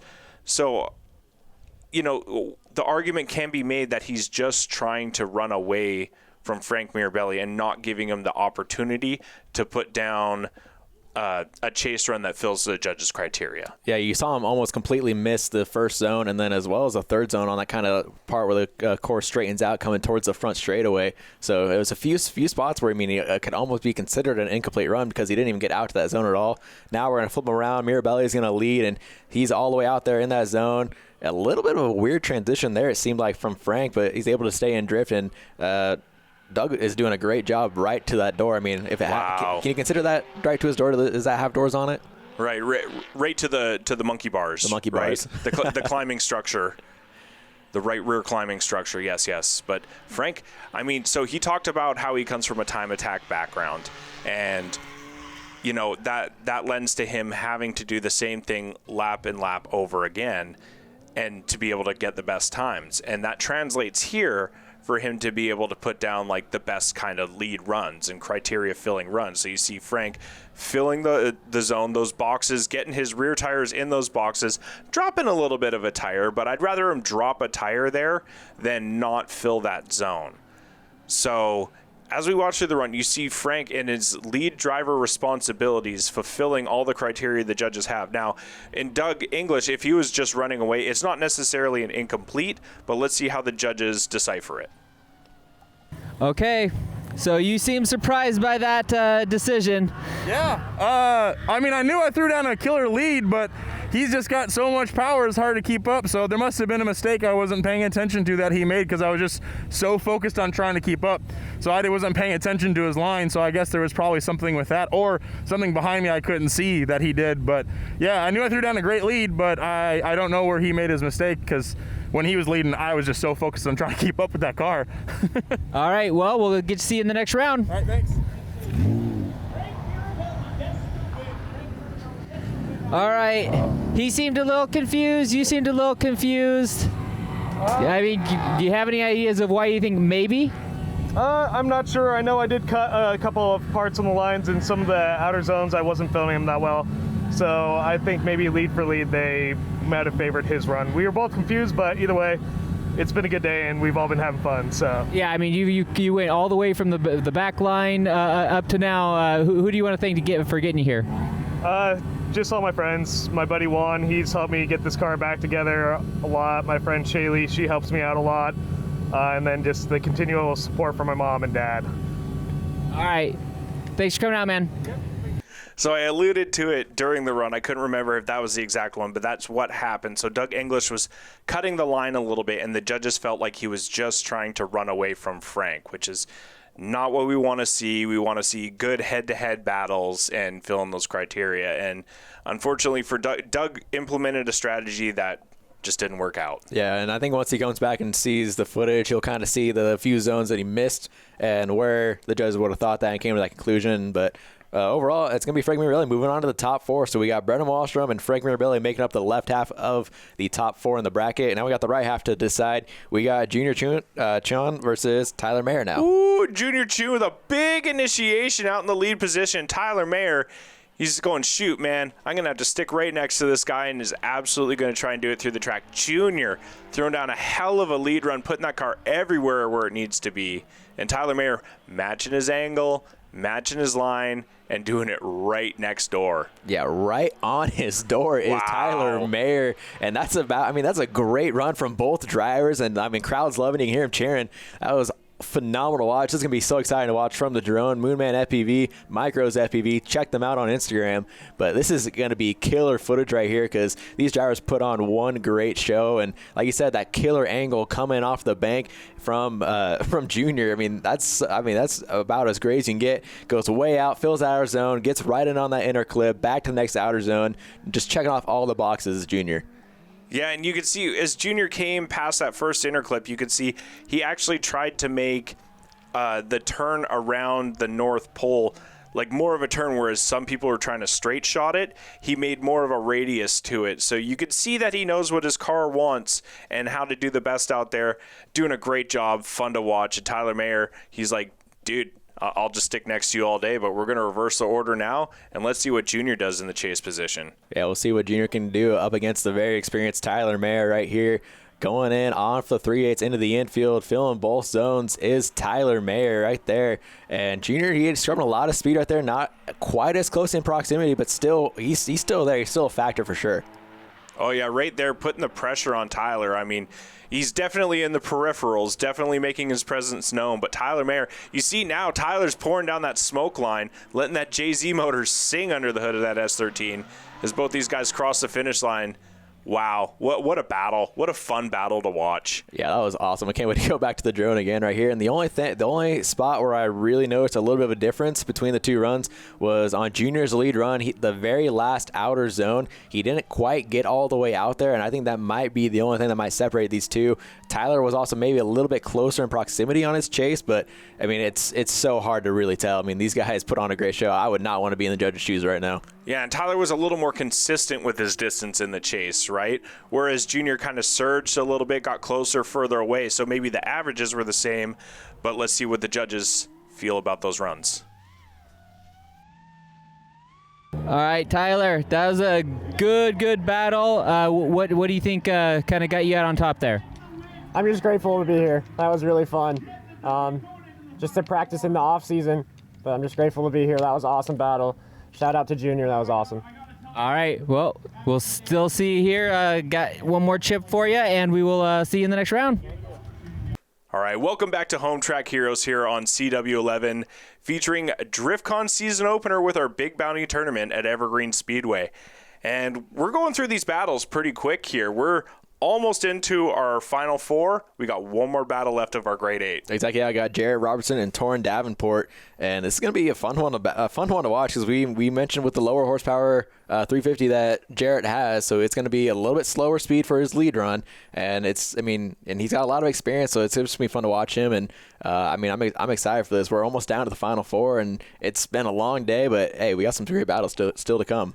Absolutely. The best battles are still to come. Exactly. Tauren Davenport, full excite mode behind the wheel of that car, and it's always fun to watch him. So we'll see these guys, two different driving styles. Like I said, Tauren is a very exciting driver. Jarrett seems to be a little bit more reserved, and these guys are going to clash on track and see which style comes out the victor. Yeah, so we get ready. We see the lights come on in the starting zone. And yeah, those are the blinky reds. Yeah, we haven't really mentioned that much, but the lead driver, they can't take off early. They got to wait for that light to turn green. You see Jarrett kind of creeping forward as they go, but it's to keep the lead driver from just taking off, making a drag race, and really pulling away and making the battle less exciting. As here we see Tauren putting down a great angle, filling that first outer zone, and Jarrett, he's got the lower horsepower, but he's still able to stick right there with him. Yeah, he's cutting the course a little bit, but he kind of went off course as well. So it's going to put him at a bit of a disadvantage as far as the judges are seeing, and as far as like him trying to gain proximity on Tauren. Tauren is such a good driver, so fun to watch. But what the heck happened? Yeah, Commentators curse again. Yeah, that was kind of weird. Cursed him right there. We were talking about how the great battles are still to come, and that was just kind of ugly all around. I mean, we saw Jared. Something had to have broken. There it is. Oh, yeah, he got the weeble wobbles. Yeah, that's not good. So unfortunately, one of the things in normal competition drifting that we offer to the drivers is a 5-minute timeout. So if something breaks on their car, they can just enact this 5-minute timeout and go and try and fix it. Now, in the interest of time, at the Big Bounty tournament, we did not have those available to the drivers. The only way they could fix their car in competition is if there was contact, and then they would have time to fix them. But right here, you see Tauren just kind of wash out, and I think it's a result of a broken tie rod on the front end of his car. So the steering was just having a hard time up front, washed him out, and unfortunately, without that 5-minute timeout, he was unable to fix his car. Yeah, so now Jared just has to put down a clean run right here to advance himself through. And, I mean, that was a tough break for Tauren because, I mean... Literally. Yeah, literally a tough break because he had a great run going, and Jared was making some mistakes behind him. So it was really setting Tauren up to need to follow Jared in his chase run. And he would have been advancing through because Jarrett was all over the place at the beginning of that run. So really, really, really tough break there for Tauren Davenport. And, sometimes that's the name of the game in competition drifting. A lot of it has to do with attrition. So if you're able to have a car that can make it through the day, sometimes that's like 80% of the battle is just having that available to you. And other than that, like, it's just driving after that. All these guys know how to drive, especially this late in the day, as we're now heading into the Final Four with it set with Jarrett Robertson, our final driver. These guys, they're so good at driving, and they're so fun to watch, and it just gets better and better throughout the day. And, I mean, we're whittling it down. We're one driver away from a podium right now. Exactly, yeah, and it's tough. So we're going to throw it down to Derek Hobbs with the interview with Jared. We're going to hear from Jared one more time right here and see his thoughts because, I mean, he kind of lucked into moving on to the top 4 right here. All right, so all that matters is you get through, right? Yeah, holy crap. Yeah, that was crazy. I guess something must have happened on his car. Like, So there wasn't any, was there contact between you two? No, there's no contact. He kind of went out, like, offline and just almost got stuck. So I was already going too fast. I'm like, I can't slow down that much, so I just kept going. But I guess he broke something. Yeah, it looked like he broke something. It was just, Tie rod or something. All right, top 4. Well, you said you lucked into that win, but sometimes it's better to be lucky than good. Exactly, yeah. So now we got our Final Four set up. We got Brennan Wahlstrom, who's come from the very back of the pack all the way forward now. He's going to be going up against Frank Mirabelli in the jungle cart. And then we got Tyler Mayer going up against Jarrett Robertson right there. So Jarrett is definitely going to be at a disadvantage when it comes to that battle with Tyler Mayer and how much speed he's able to put down and how much angle he's able to carry through it all. And it's been fun to watch Tyler put down these runs the last couple times, really getting comfortable with the course setup. But Brennan Wahlstrom, Frank Mirabelli, I'm really excited for this battle because these two I feel like are going to be very equally matched. I mean, we've been talking about it, like how much of these guys are just on point all the time. They do the same thing every run, and now we got 2 of these guys on track. Are you kidding me? Exactly, yeah. So, I mean, it was tough there for Tauren Davenport. He wasn't quite able to stay his car wasn't able to stay healthy there. When this segment is brought to you by Snohomish County Health District. Getting your COVID-19 vaccine is quick and easy. Check off one more thing on your to-do list today. Find a vaccine location near you at www.snohd.org/COVID vaccine. As we got the first battle in the top 4 right here. And Mirabelli, he's right to the door right there. Yeah, he's jabbing that jungle gym right in on Brennan Wahlstrom's door. It's amazing to watch. Like, once you get this far in, you're comfortable with everyone you're driving with. No one's going to do any funny business. Everyone knows how to put their car in the right places. And so now it's just driving with the homies. Exactly, yeah. So we're going to go to the drone replay right here. Micros FPV and Moonman FPV. Check them out on Instagram. As ton of angle right there off the 3/8 bank, and like you mentioned, he's getting right up to that door, and when you come exactly right there, that's the spot I was talking about. Almost a little bit of contact there between Mirabelli and Wahlstrom, and that huge gap right there, a ton of speed got scrubbed as Wahlstrom was able to really just drive away from Mirabelli. Yeah, and that's where the lower horsepower cars are going to suffer, is when they make mistakes like that. They don't have the power to dig themselves out of weird situations. So that's where they got to be really methodical about their line, how they approach the lead car and stuff like that. And so you saw Frank make that dive, and that's kind of like not really Frank's thing. Like Frank will drive very methodically, very smart, but diving is an aggressive maneuver, and that's not really in Frank's wheelhouse per se as far as what we've seen him do. It's kind of uncharacteristic, but now he's out in front. Now he's got some clean air, and now he's going to swing that jungle gym all the way around the track, and Brennan Wallstrom just sticking right there with him. You see right there on that nose clip, Brennan was able to dig out, whereas a lower horsepower car wouldn't. Yeah, and Brennan was doing a great job the first half of that run. He was right to his door, maintained great proximity.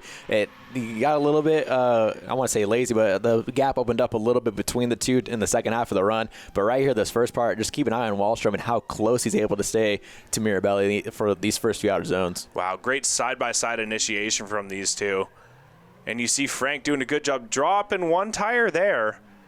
And so, like I said, I'd rather see him drop a tire than not be close enough. And right there, you see Brennan is able to dig out of a sticky situation and get himself closer to Frank, whereas if roles were reversed, Frank would have, been at more of a disadvantage. Exactly, yeah. So let's throw it down to Derek Hobbs with the decision, and they'll figure out who's advancing. You got to be excited, though, to make the final, don't you? Yeah, I'm starting to get really tired, though. It's been a stressful day. A lot of hard battles. So, I mean, the good news is you only got maybe one more battle. Yeah, one more. They might throw another one more time, but, 4 at the most. Yeah. You got that in you, though, right? Yeah. I think we'll be all right. We're going to do our best. All right. Here you go. One last ship. All right, Frank. So, you don't make the final, but top 4, not too bad. Not too bad, no. Got a chance to go for 3rd. Yep. Yeah. It was a good battle. I made a couple mistakes in the chase. Even gave him a little bump on the inside clip there, and then I understeered on my lead coming out. So I made a couple mistakes. Totally understandable.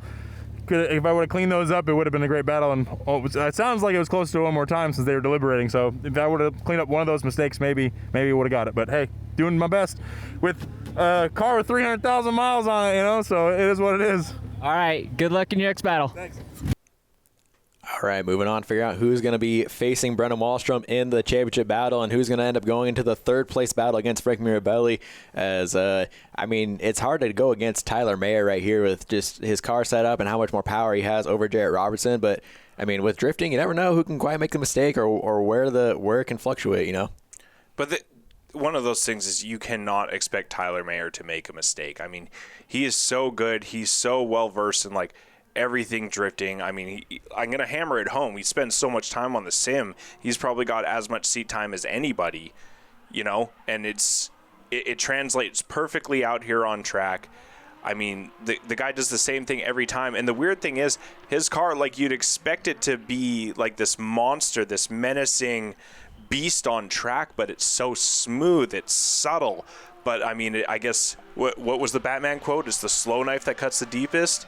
Man, he's cutting deep out here on track. Yeah, and he's doing a great job. And Jarrett did a really good job for, how much at a disadvantage he is to stay fairly close to proximity, stay in drift. We saw him cut the course a few times right here, especially on the first initiation, trying just to stay with that proximity. So, for the car that he has, he's doing a good job, but it's just so hard when a guy like Tyler Mayer has the car set up and is hitting on all cylinders and is filling all these outer zones so perfectly.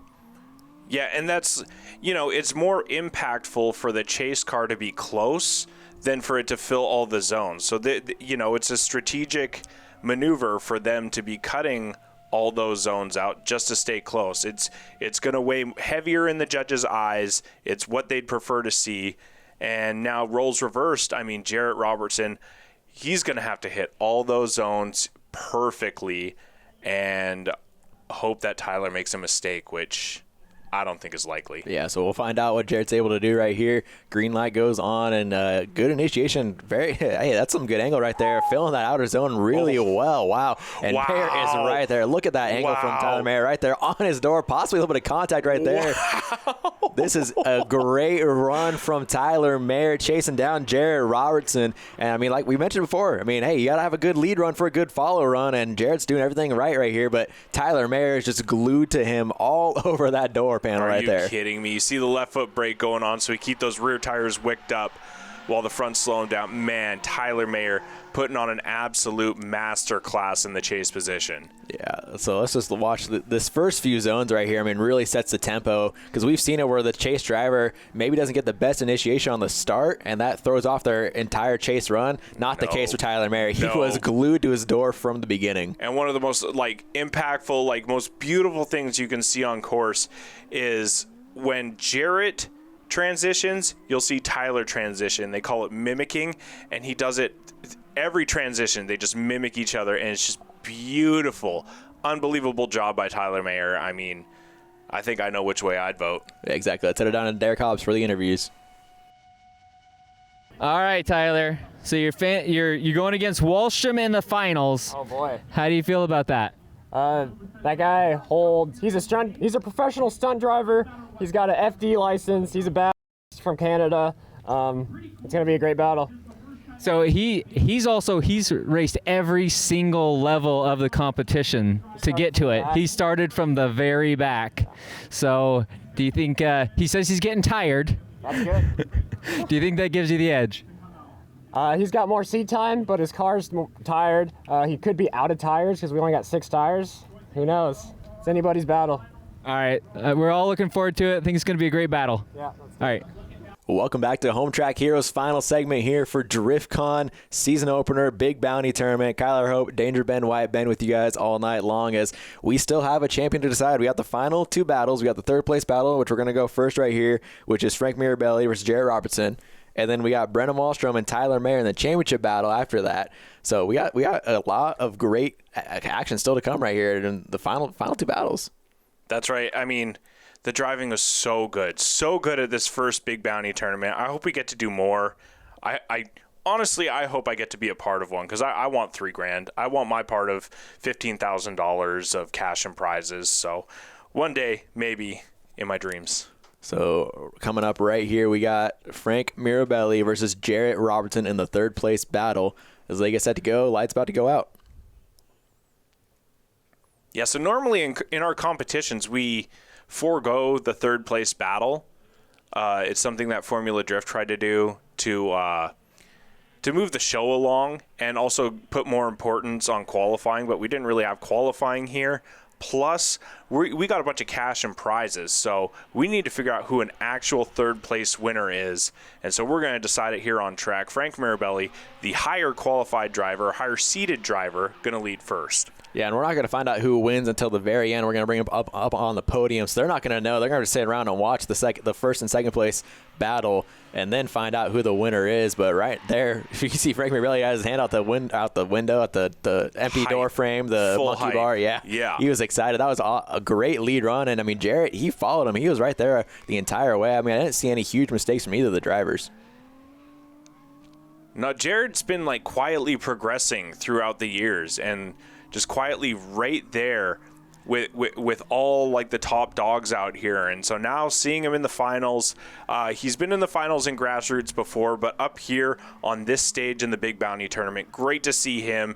I mean, this course, this idea of the whole tournament was basically catered to, his car, his style of driving, that type of deal. So it's good to see that, the whole idea coming to fruition through him. Exactly, yeah, and he's done a great job with the underpower, and he stayed fairly close in proximity. It's going to be tough for Frank to match that, and I mean, he's got to put down a killer chase run right here if he wants a shot to win, because Jarrett, I mean, he did everything right in the chase. Let's see what he can do in the lead. Well, yeah, and you really don't want to leave it in the judges' hands, right?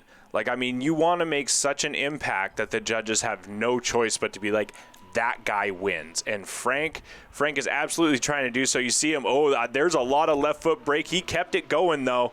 Kept it away from the Uke tire and kept it on Jarrett Robertson's door. Yeah, look at that proximity. I mean, you can just tell, we're going from the last run to this run, Frank is a lot closer in proximity, and he's able to hang on all that drift, and he drugged the cone with him through the entire course as well, as Frank Mirabelli putting this car all the right places, putting the jungle cage in all the right places right there.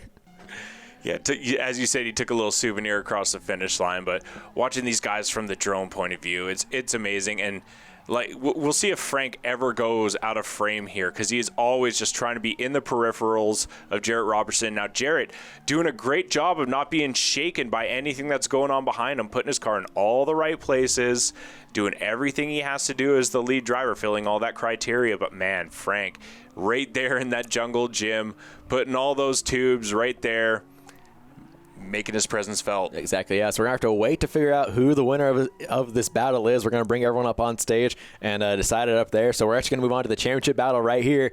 Tyler Mayer versus Brennan Wahlstrom. Brennan Wahlstrom, like we mentioned all show long, he came from the very back of the bracket, battled his way all the way up forward, took out the number 1 qualifier, Zach Farrar, and took the number 1 spot in the top 16 bracket. And here he is going up against Tyler Mayer.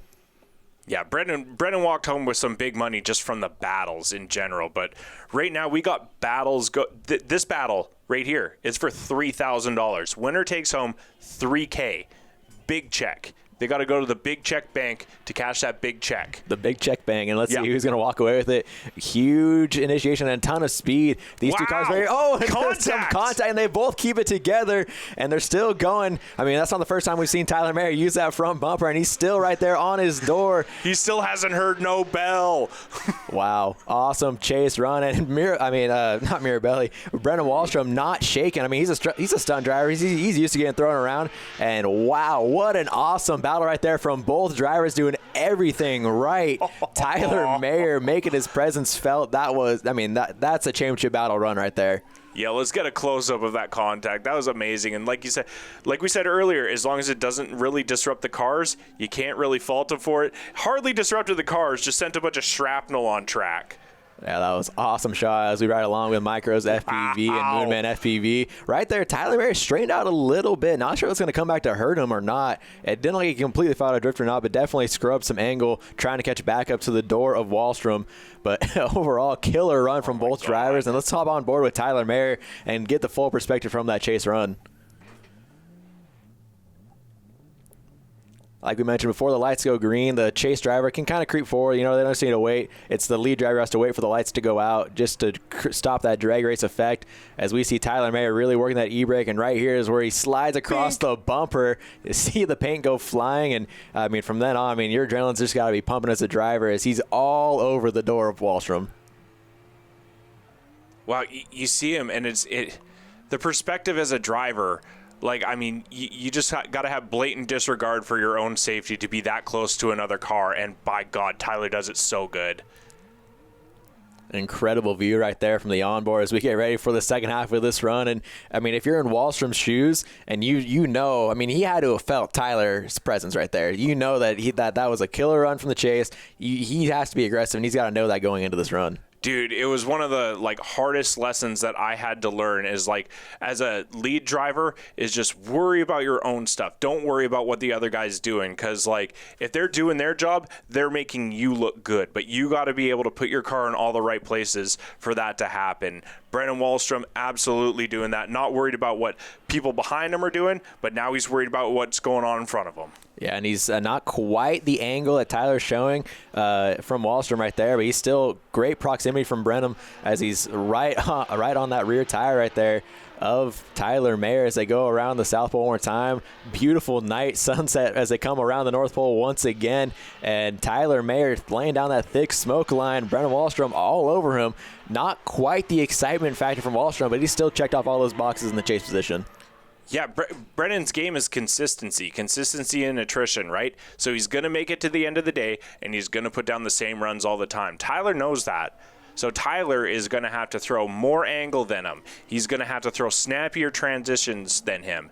And he's checking those boxes, man. He's doing a great job out there. That Pulse for Health, Drive Auto Sports S13, amazing job from him out front. You see a bunch of left foot brake. That's so he could keep that rear wheel speed just wicked up, getting that smoke line out there. That's for the fans. That's for all the people who paid for their seats but only needed the edge. Exactly, yeah. And Wahlstrom, other than I think it's about the second outside zone that he lost a lot of angle on, other than that, he was right there with Tyler Mayer the entire time. We're going to ride on board once again with Tyler Mayer before we head on down to the podium interview to find out who your winner is, if the judges are able to come to a decision yet, as the lights go out. And here goes Tyler Mayer, and walk me through this run right here from a driver's perspective. So quick little e-brake pull, get himself to angle, fill in that outer zone. Nice snappy transition, using the e-brake to set himself up. So once he gets to the angle that he likes, throws a little bit of e-brake there, get the car settled. And now look at him, he's making that radius around that light pole. Coming in, he's going to nose in on that front clip. Big angle. Are you freaking kidding me right now? Like, that's where I'd be in full panic mode. But Tyler, calm, cool as a cucumber. And now it's interview time, baby. We're here. This is the Driftcon season opener. Man, I forget how distracting that echo is. But Driftcon season opener here. First ever Big Bounty tournament. First of all, give yourselves a big round of applause. Thank you guys for coming out, supporting our drivers, checking out what we got going on.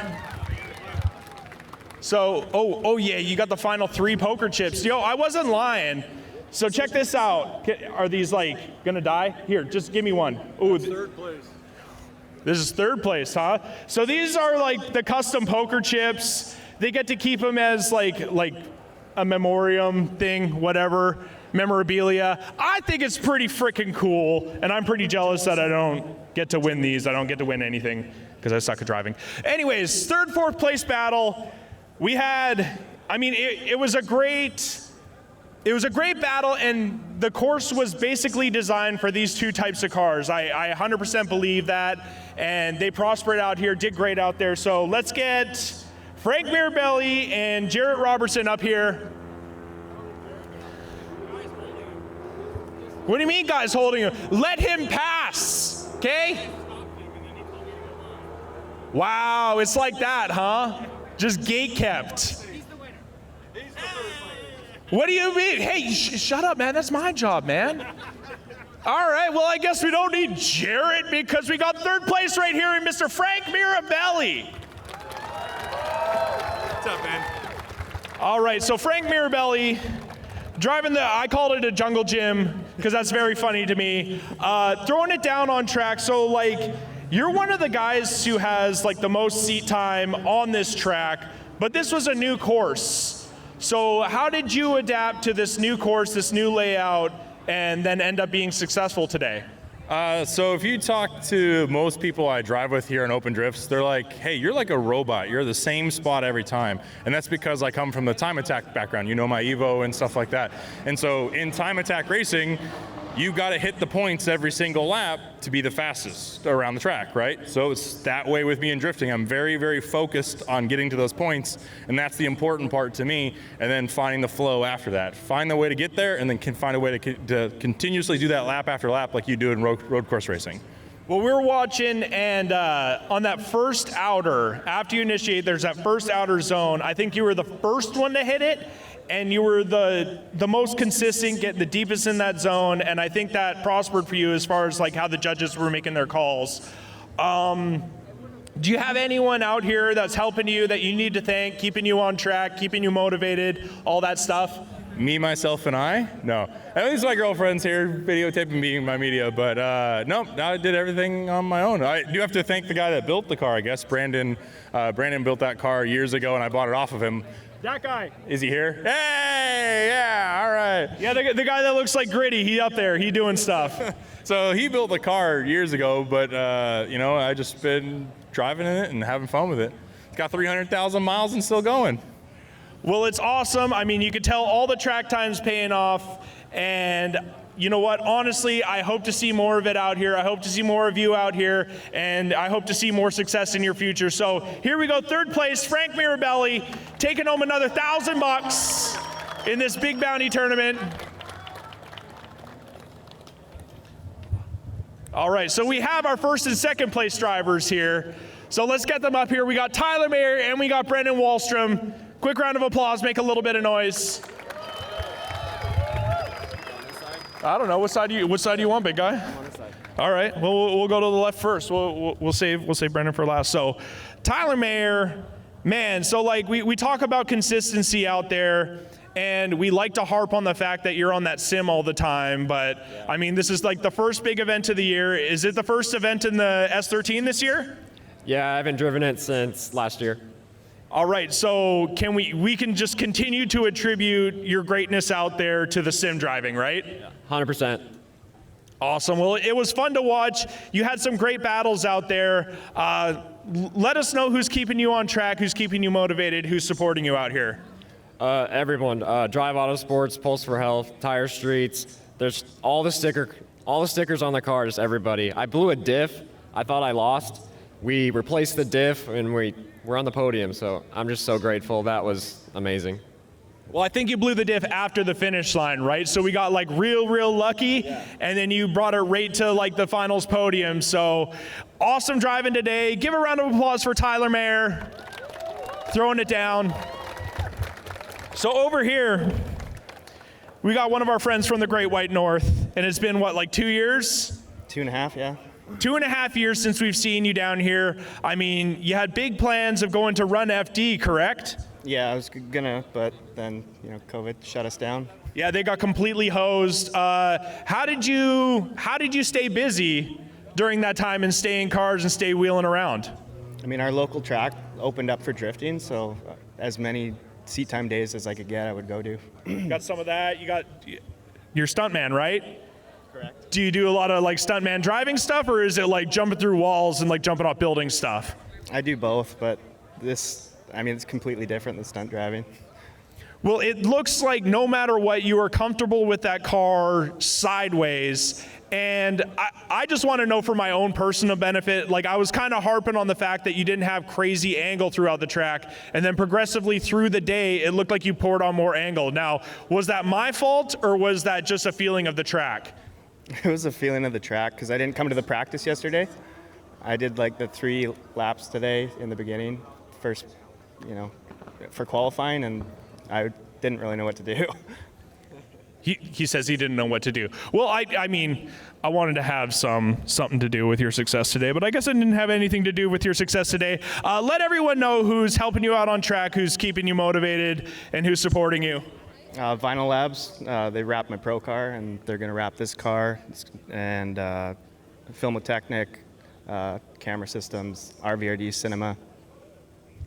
All right, quick round of applause for Brennan Wallstrom. And I can't even read my own handwriting here. It's tough. Just like scribble chicken scratch here. So what I'm going to do, I'm going to announce first place, and then you can figure out who second place is. So first place today, going home with a sick Metal Art trophy, going home with $3,000, is the driver of the S13. I think that's the only parallel I can draw. It's Tyler Mayer. Tyler Mayer getting that big win. Brennan Wahlstrom in second place. Both these guys killing it all day. Oh, I could have done Hatch. Words are hard. Braining is harder. Yeah. You didn't hear anything I said. You're just buttering me up. I don't have any bearing on this. You don't have to butter me up for trophies, dude. All right, hey, where's Frank? Frank, come up here. You go over here. All right, so this is our full podium. How's it look? How's it look, Driftcon?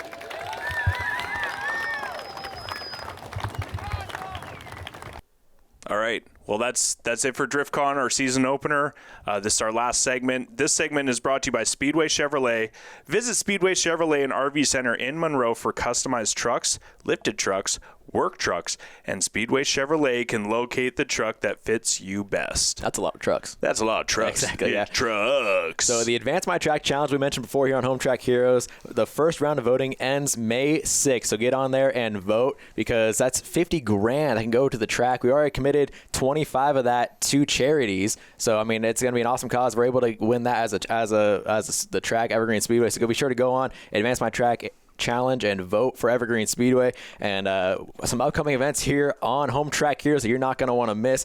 Next week we got the Street Stocks back in action. They've been the most exciting division I think all season long. I mean, it's a really cool class to see. We've had a photo finish, and then we've had just some exciting racing there. Youth Hornets, Stinger 8s all in action, as well as the Vintage Modifieds making their season debut here on Home Track Heroes. Gotta love those cars. Next event in person that you can see is May 7th, and that is the Pro Late Models making their appearance, and we got 6 classes on board that night. Got the Pro Late Models, Street Stocks again, Outlaw Figure 8s, Super Stock Figure 8s, Legends, and the Pro 4 trucks coming back. So much going on. And the next drift event, tell us a little more about it. That's going to be June 4th for Driftcon. Yeah, it's going to actually be our licensing event. So the drivers who want to take the next step, go to Formula Drift, they're all going to show up to this event. We're going to throw it down on the big bank. The winners of that event, they're going to get Formula Drift licenses so they can have the opportunity to take the next step in their drifting careers. Exactly. And if you haven't seen that before on Home Track Heroes, the big bank, it's a whole another monster. It's a ton of fun. So thank you guys so much for tuning in here on Home Track Heroes. My name is Kyler Hope, and that was Danger Ben White. Keep the pedal to the metal. Shred all tires.